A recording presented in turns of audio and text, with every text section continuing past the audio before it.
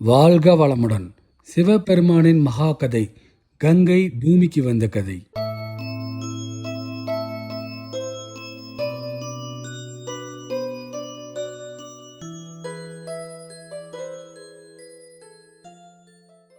ஸ்வாகு வம்சத்தில் சகர மன்னன் என்ற அரசர் வாழ்ந்தார்.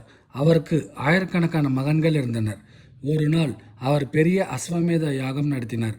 அந்த யாகத்தில் பயன்படுத்திய குதிரையை தேவர்களின் அரசன் இந்திரன் மறைத்து விட்டான். சகர மன்னனின் மகன்கள் கோபமாக உலகம் முழுவதும் தேட ஆரம்பித்தார்கள்.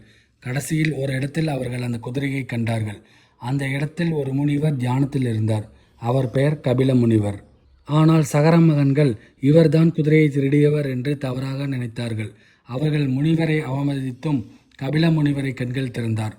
அவரது தபஸ் சக்தியால் சகர மகன்கள் உடனே சாம்பலாகி விட்டார்கள். பல வருடங்கள் கழித்து அந்த வம்சத்தில் பகீரதன் என்ற நல்ல மனசுடைய அரசர் பிறந்தார்.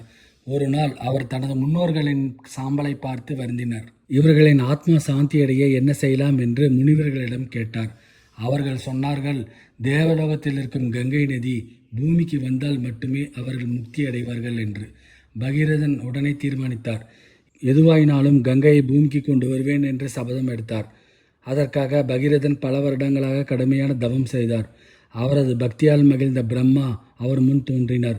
பகீரதா, என்ன வேண்டும் என்று கேட்டார். பகீரதன் வணங்கி கங்கையை பூமிக்கு கொண்டு வர வேண்டும் என்று கூறினார். பிரம்மா சிரித்து விட்டு சொன்னார், கங்கை வேகமாக இறங்கினால் பூமி உடைந்துவிடும். அதை தாங்க ஒருவராலேயே முடியும். அவர்தான் சிவபெருமான். உடனே பகீரதன் இப்போது சிவனை நோக்கி தவம் செய்தார். இமயமலையில் பனிக்குள் அமர்ந்திருந்த சிவபெருமான் கண்களை திறந்தார்.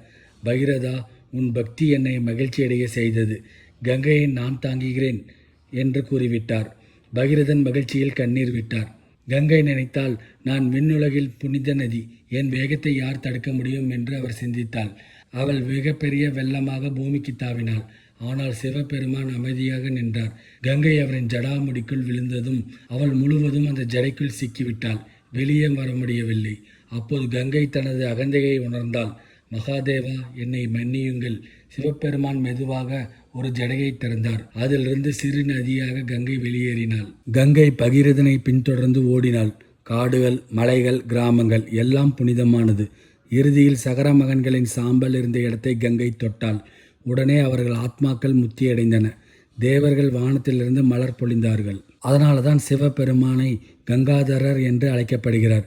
கங்கை உலகின் மிக புனித நதியாக கருதப்படுகிறது. பகீரத முயற்சி என்று சொல் கடினமான காரியத்திற்காக பெரிய முயற்சி செய்வதை குறிக்கும்.